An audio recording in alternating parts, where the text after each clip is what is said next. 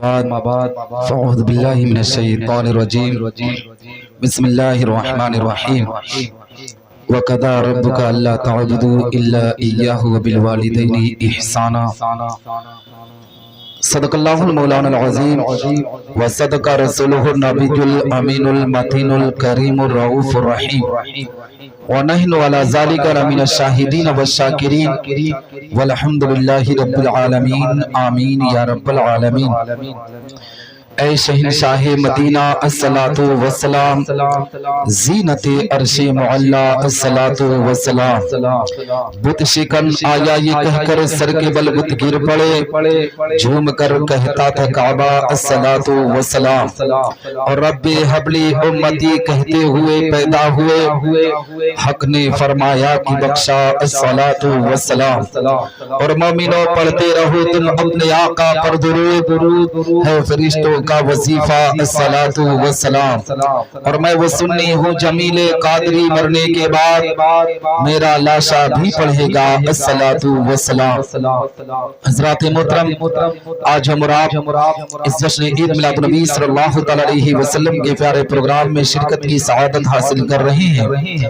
دعا کرتے ہیں کہ رب کائنات ہم تمامی مسلمانوں کی اس حاضری کو اپنی بارگاہ میں قبول و مقبول فرمائے، ہم تمامی مسلمانوں کو حق بولنے، حق سننے اور حق پر عمل کرنے کی توفیق رفیق عطا فرمائے، ہم تمامی مسلمانوں کو آپس میں ایک بنائے، نیک بنائے، اہدنا الصراط المستقیم پر چلنے کی توفیق رفیق عطا فرمائے۔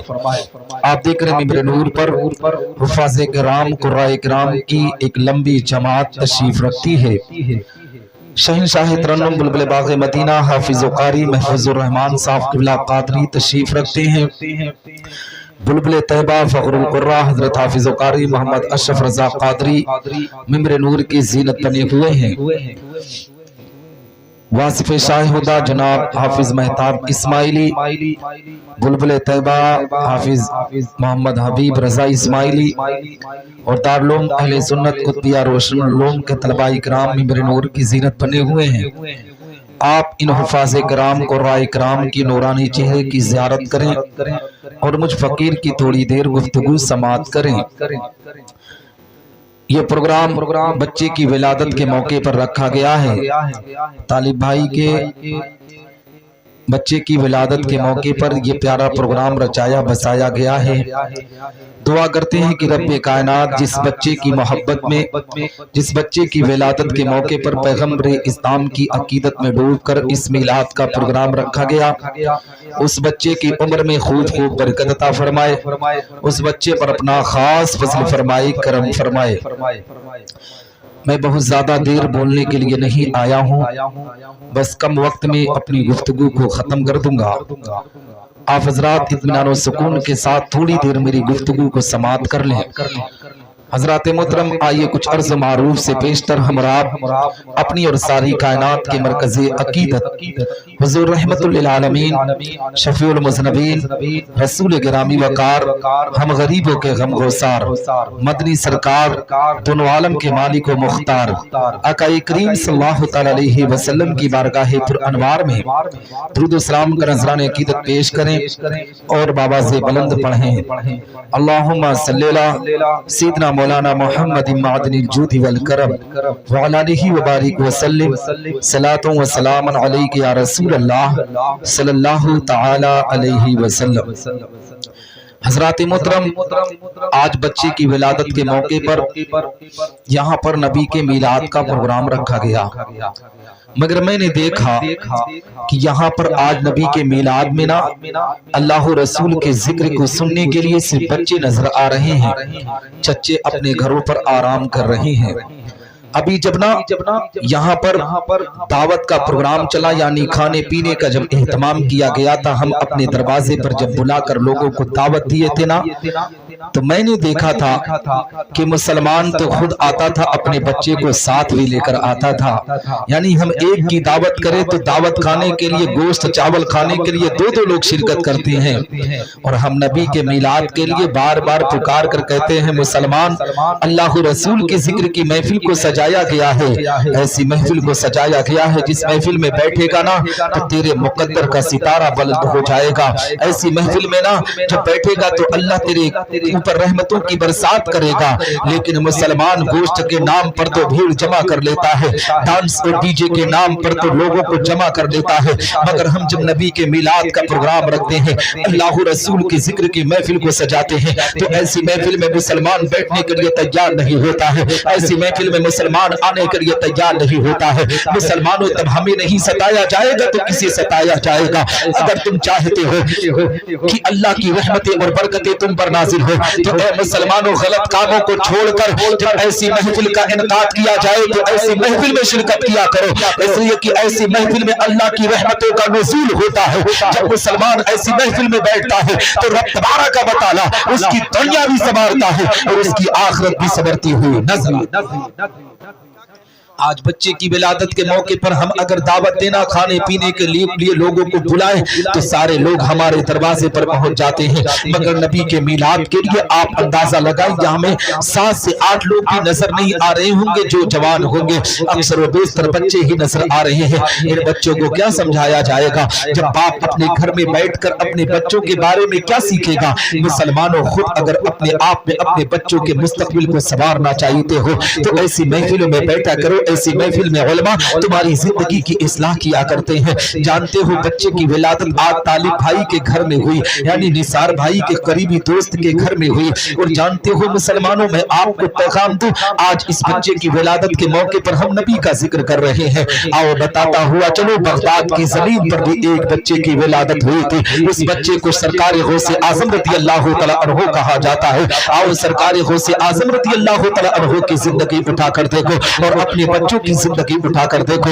آج ہمارے بچے کی ولادت ہوتی ہے، بچہ پیدا تو ہو جاتا ہے، اس کے بعد زندگی میں کیا بنے گا، کیا معاملہ ہوگا، کسی کو خبر نہیں ہوتی ہے. مگر سرکار غوث اعظم رضی اللہ تعالی عنہ کی ولادت با سعادت ہوئی ہے.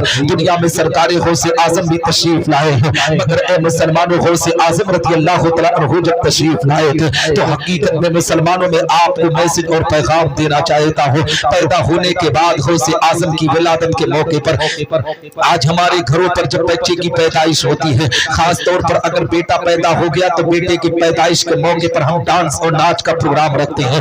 بہت سی جگہوں پر دیکھا گیا باقاعدہ اے مسلمانوں ناچنے کا پروگرام رکھا جاتا ہے.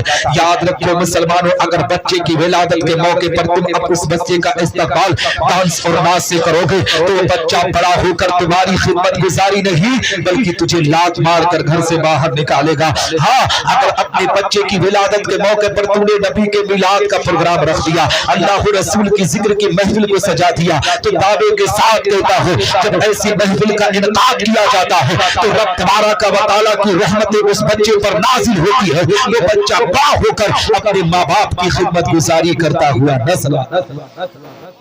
ہمارے گھر میں بچوں کی پیدائش ہوتی ہے، بچہ پیدا ہوتا ہے تو اے مسلمانوں اس کی تعلیم کا جب معاملہ آتا ہے تو تعلیم کی شروعات کس انداز سے ہوتی ہے. مگر جب سرکار غوث اعظم رضی اللہ تعالی عنہ پیدا ہوئے، 4 سال 4 مہینے 4 دن کی عمر مبارکہ جب ہوئی تو ان کے والدین نے ایک مدرسے میں لے جا کر ایک عالم دین کے سامنے اپنے بیٹے غوث اعظم کو بٹھایا ہے. سرکار غوث اعظم رضی اللہ تعالی عنہ کو جب بٹھایا گیا استاد نے کہا تھا بیٹا عبد القادر جیلانی ذرا بسم اللہ کی تلاوت کرو. سرکار غوث اعظم رضی اللہ تعالی عنہ نے بسم اللہ کی تلاوت کیا ہے. حقیقت میں مسلمانوں جیسے ہی بسم اللہ کی تلاوت غوث اعظم کرتے ہیں اے مسلمانوں میں آپ کو پیغام دینا چاہتا ہوں. بسم اللہ کی تلاوت سرکار غوث اعظم کرتے ہیں. بسم اللہ کے بعد سورہ فاتحہ بھی پڑھ رہے ہیں، سورہ بقرہ کی بھی تلاوت کر رہے ہیں، سورہ نساء کی بھی تلاوت کر رہے ہیں، سورہ آل عمران کی بھی تلاوت کر رہے ہیں. اسی طریقے سے سورہ مائدہ کو پڑھتے پڑھتے سرکار غوث اعظم رضی اللہ تعالی عنہ نے مکمل بچپنے کے عالم عالم میں 18 پارہ قرآن مقدس کو جیسے ہی حفظ سنایا ہے،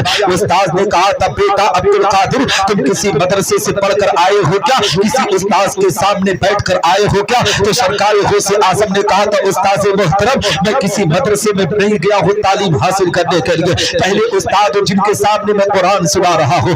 اس استاد نے کہا تھا بیٹا آخر یہ قرآن پڑھنا تو نے سیکھا کہاں ہے؟ تو اے مسلمانوں غوث اعظم کی والدہ ماجدہ کی زندگی اٹھا کر دیکھو، آج کی ماؤں کی زندگی اٹھا کر دیکھو، آج کی ماؤں کا حال اٹھا کر دیکھو، سرکار غوث اعظم کی والدہ کے حال پہ ملاحظہ کرو۔ سرکار غوث اعظم کہتے ہیں استاذ محترم جب میں اپنے ماں کے شکم میں تھا، جب میں اپنے ماں کے پیٹ میں تھا تو میری ماں گھر کے کام کو بھی کیا کرتی تھی، قرآن کی تلاوت بھی کیا کرتی تھی، میری ماں گھر کی صفائی بھی کیا کرتی تھی، قرآن کو پڑھا بھی کیا کرتی تھی، اور جب بھی کچن کے کام کو کرتی تھی تب بھی قرآن پڑھا کرتی تھی۔ یعنی جب میں ماں کے شکم میں تھا نا تو میری ماں قرآن پڑھتی تھی، میں اپنے ماں کے شکم میں رہ کر قرآن کو سنتا تھا اور قرآن کو یاد کیا کرتا تھا۔ یہ سرکار غوث اعظم رضی اللہ تعالیٰ عنہ کی والدہ ماجدہ کا معاملہ ہے۔ آج کی ماؤں کا حال دیکھو، ہمارے گھر میں بھی مائیں حمل سے ہوتی ہے، پیٹ سے ہوتی ہے۔ حقیقت میں مسلمانوں اگر کسی دن سکون نہ ملے نا تو ان کو چین و سکون کے لیے قرآن نے کہا الا بذکر اللہ تطمئن القلوب، دلوں کو چین و سکون اللہ کے ذکر سے ملتا ہے۔ مگر آج انسانوں کا حال، مسلمانوں کا حال اتنا بدتر ہو چکا ہے، آج چین و سکون ہم موبائل میں ڈھونڈتے ہوئے نظر آتے ہیں۔ ہمارے گھر میں کوئی ماں حمل سے ہو جائے، بیٹی حمل سے ہو جائے تو اس کے ہاتھ میں موبائل دے دیا جاتا ہے کہ پورے دن میں تم سیریل کو دیکھنا، پوری رات کو سیریل کو دیکھنا، پوری راتوں کو تمہیں فلمیں دیکھنی ہے۔ اب بتاؤ مسلمانوں جب تمہاری بہن، تمہاری ماں، تمہاری بیٹی سیریل کو دیکھے گی تو اس ماں کے پیٹ سے جو بچہ جنم لے گا وہ بچہ کیسے اپنے ماں کی فرما برداری کرے گا، وہ بچہ کیسے اپنے باپ کی فرما برداری کرے گا؟ ہاں مسلمانوں جب اپنی بیوی کو، اپنی بیٹی کو، اپنی بہن کو جب وہ حمل سے ہو، جب اسے قرآن پڑھنے کی تلقین دو گے، اسے نماز پڑھنے کی تلقین دو گے، اس سے کہو گے کہ اپنے ہاتھ سے صدقات و خیرات کر، تو دعوے کے ساتھ کہتا ہوں اس ماں کے پیٹ سے جو بچہ جنم لے گا اگر غوث اعظم نہ بنا، اگر غریب نواز نہ بنا، اگر اعلیٰ حضرت نہ بنا تو غلام غوث اعظم بن کر پوری دنیا میں چمکتا ہوا نظر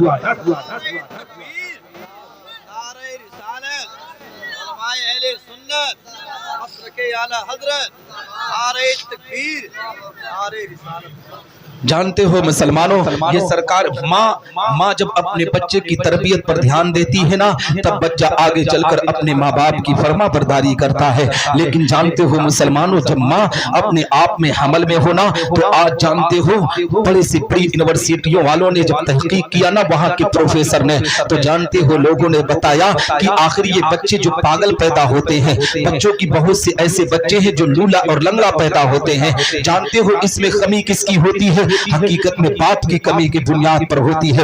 جب باپ اپنی بیوی کو مارتا ہے نا، اپنی بیوی کو جب پیٹتا ہے نا، ماں کو جو بھی تکلیف دی جاتی ہے حقیقت میں مسلمانوں اس کا اثر اس کے بچے پر پڑا کرتا ہے۔ اس بنیاد پر کہنا چاہتا ہوں کہ جب آپ اپنی بیٹی یا بہن کو یا اپنی بیوی کو جب ہاسپٹل میں کسی ڈاکٹر کے پاس دکھانے کے لیے جاتے ہو تو ڈاکٹر پہلے کہتا ہے کہ یہاں سے اب اس ماں کو، اس بیٹی کو پہلے جوس پلاؤ، پہلے پھلا فروٹ کھلاؤ، اس لیے بچہ آپ کا کمزور ہو رہا ہے بچے کو طاقت دینے کے لیے۔ اب بتاؤ مسلمانوں پھل تو تم کھا رہے ہو، جوس تو تم پی رہے ہو، میوے تو تم کھا رہے ہو، مگر اس کا فائدہ وہ بچہ اٹھاتا ہے۔ جب کوئی شوہر اپنی بیوی پر ہاتھ اٹھاتا ہے، اپنی بیوی کو جب مارتا ہے، اسے تکلیف دیتا ہے تو اس کی تکلیف اس کے بچے کو بڑھ جایا کرتی ہے۔ اس لیے خدا را مسلمانوں اپنی بیویوں کی محبت کیا کرو، اپنی بیویوں سے پیار کیا کرو۔ آج حالات اتنے بدتر ہیں، چھوٹی چھوٹی باتوں پر بغیر غلطی کے بھی لوگ اپنی بیوی پر ہاتھ اٹھا دیا کرتے ہیں، اپنی بیوی کے وقار کو مجروح کر دیا کرتے ہیں۔ انسان تجھے پتا نہیں ہے نا یہ بیوی اگرچہ اپنے گھر میں زندگی بسر کرتی ہے، ایک دن کا کام اگر تجھے باہر کا چھوڑ کر گھر کا کرنا پڑ جائے تو تیری نانی اسی وقت یاد آ جائے گی۔ اس لیے گھر کا جو کام ہوتا ہے بڑا قیمتی ہوا کرتا ہے، اس میں عورتوں کو چھٹی نہیں ملا کرتی ہے۔ ہم چھوٹی چھوٹی باتوں پر اپنی بیوی کو تکلیف دے دیا کرتے ہیں، اپنی بیوی سے لڑ جھگڑ جایا کرتے ہیں۔ یاد رکھو مسلمان مسلمانوں یہ بیوی جو تمہاری ہے، نبی آخر الزمان کے فرمان کو نوٹ کرو، نبی ارشاد فرماتے ہیں مرد کے لیے سب سے بڑی نعمت اس کی نیک بیوی ہوا کرتی ہے۔ یہ نبی کا فرمان ہے کہ اپنی بیوی سے محبت کرو۔ تو کیسا امتی ہے کہ اپنی بیوی کو تکلیف دیا کرتا ہے، اپنی بیوی سے لڑائی جھگڑا کیا کرتا ہے۔ سن مسلمان، جب بیوی کو تکلیف دیتا ہے نا تو اس کا اثر تیرے بچوں پر پڑا کرتا ہے، اس کا اثر تیرے خاندان پر پڑا کرتا ہے۔ خدا را مسلمان، اپنی بیوی کو تکلیف دینے سے پہلے، اپنی بیوی کے وقار کو مجروح کرنے سے پہلے ذرا اپنے بچوں کے مستقبل پر بھی نظر ڈال دیا کر۔